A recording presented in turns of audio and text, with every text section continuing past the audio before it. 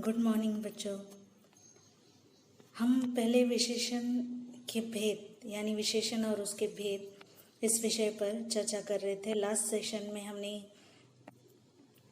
गुणवाचक विशेषण और संख्यावाचक विशेषण देखा। अब इस सेशन में हम देखेंगे परिमाणवाचक विशेषण और सार्वनामिक विशेषण। तो चलिए आज के इस सेशन की शुरुआत करते हैं। अब विशेषण का जो तीसरा भेद है वो है परिमाणवाचक विशेषण। अब इसकी परिभाषा इस तरह है, जिन विशेषण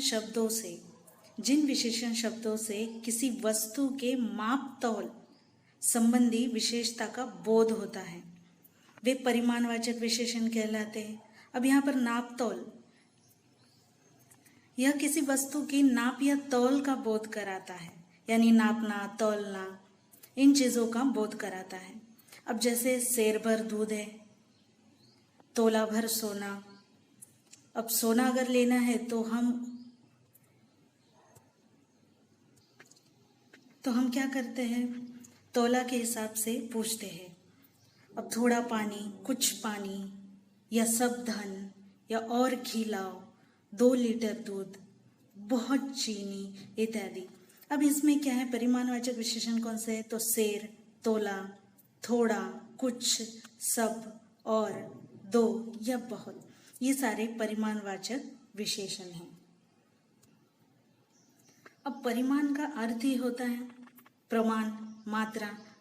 कौन सी चीज कितनी मात्रा में है या कितने प्रमाण में है, इससे उस परिमाणवाचक विशेषण समझ में आता है। अब परिमाणवाचक विशेषण के 2 भेद होते हैं। पहला है निश्चित परिमाणवाचक विशेषण, तो दूसरा है अनिश्चित परिमाणवाचक विशेषण। तो पहला देखिए निश्चित परिमाणवाचक विशेषण। अब जो विशेषण शब्द किसी वस्तु की निश्चित मात्रा अथवा माप तौल का बोध कराते हैं। अब किसी वस्तु के निश्चित प्रमाण के बारे में जो विशेषण बताते हैं वे विशेषण निश्चित परिमाणवाचक विशेषण होते हैं। 2 सेर घी, 10 हाथ जगह, या 4 गज मलमल, या 4 किलो चावल। अब इसमें जो प्रमाण दिया है या इसमें जो परिमाण दिया है वो निश्चित है। 2 सेर यानी 2 सेर के ही बारे में बात की है। 10 हाथ यानी 10 हाथों के ही बारे में बताए, यानी हाथ कितने, 10। या 4 गज मलमल, मलमल कितना है, 4 गज है। या 4 किलो चावल, यानी चावल का निश्चित प्रमाण कितना है, 4 किलो। तो इस तरह निश्चित परिमाणवाचक विशेषण हम पहचान सकते हैं। अब अनिश्चित परिमाणवाचक विशेषण, अब ये बिल्कुल विपरीत, उल्टा।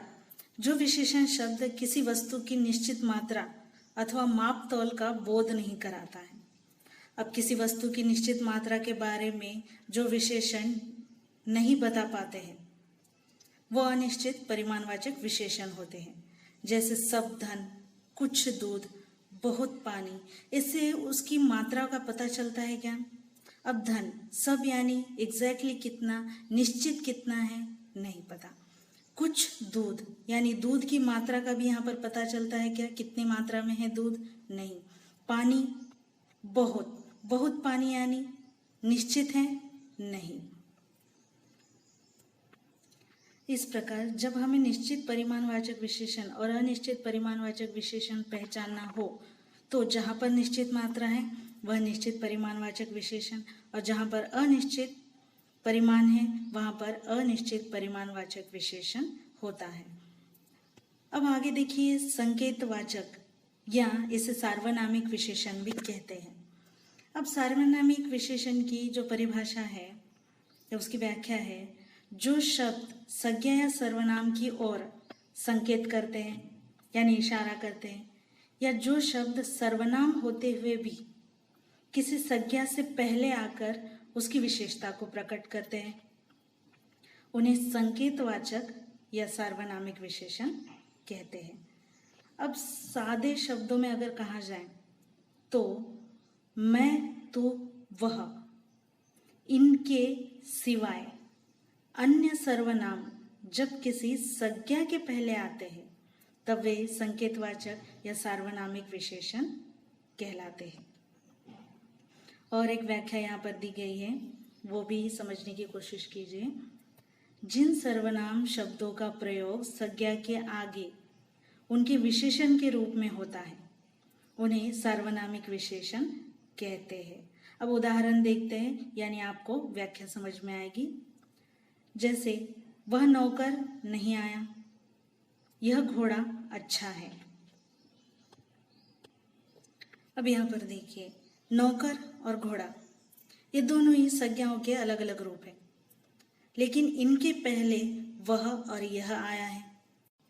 यानी विशेषण के रूप में जब किसी सर्वनाम का प्रयोग होता है संज्ञा के पहले तो वो विशेषण सार्वनामिक विशेषण होते हैं। अब हर विशेषण के भेद की तरह सार्वनामिक विशेषण के भी दो भेद पड़ते हैं, मौलिक सार्वनामिक विशेषण और यौगिक सार्वनामिक विशेषण। बहुत ही आसान है।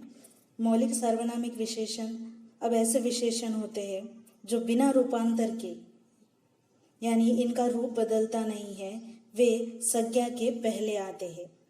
जैसे यह घर, घर एक संज्ञा है लेकिन यह एक सार्वनामिक विशेषण है। वह लड़का, लड़का संज्ञा है, संज्ञा का रूप है, और वह क्या है, सार्वनामिक विशेषण।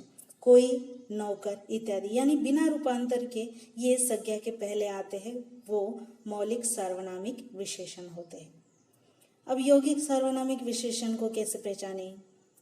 जो मूल सर्वनामों में प्रत्यय लगाने से बनते हैं। अब प्रत्यय शब्द के पीछे या शब्द को जोड़कर प्रत्यय बनते हैं। अब देखिए, यह का रूप बदला ऐसा, कैसा घर, या जिसका, जैसा देश, इस प्रकार वह वैसा, यह ऐसा। तो ये क्या हुआ, यहाँ पर सर्वनामों में प्रत्यय लगने के बाद क्या होते हैं, ये बदल जाते हैं विशेषण। तो इन्हें यौगिक सार्वनामिक विशेषण कहा जाता है। फिर से एक बार देखिए कि मौलिक सार्वनामिक विशेषण, अब इसमें क्या है, मौलिक सार्वनामिक विशेषण में यह, वह, कोई, ये सर्वनाम ही है, सार्वनामिक विशेषण ही है, और इनमें बदल नहीं होता है, इनमें रूपांतर नहीं होता है, वो संज्ञा के पहले जैसे के वैसे ही आते हैं। तो यौगिक सार्वनामिक में उनका रूप बदल जाता है। उन सर्वनामों में क्या लगता है, प्रत्यय लग जाता है, और प्रत्यय लगने के बाद उनका रूप बदल जाता है, और वह का वैसा, यह का ऐसा हो जाता है। और इसीलिए ऐसा आदमी, कैसा घर, जैसा देश इत्यादि यौगिक सार्वनामिक विशेषण के रूप उदाहरण है। इस प्रकार आज हमने विशेषण के जो दो भेद थे वो देखे, परिमाणवाचक विशेषण और सार्वनामिक विशेषण, और उनके भेद भी आज हमने इस सेशन में देखे। आज के लिए इतना ही। जैसा कि हमेशा कहती हूँ, अगर आप नए हो तो सब्सक्राइब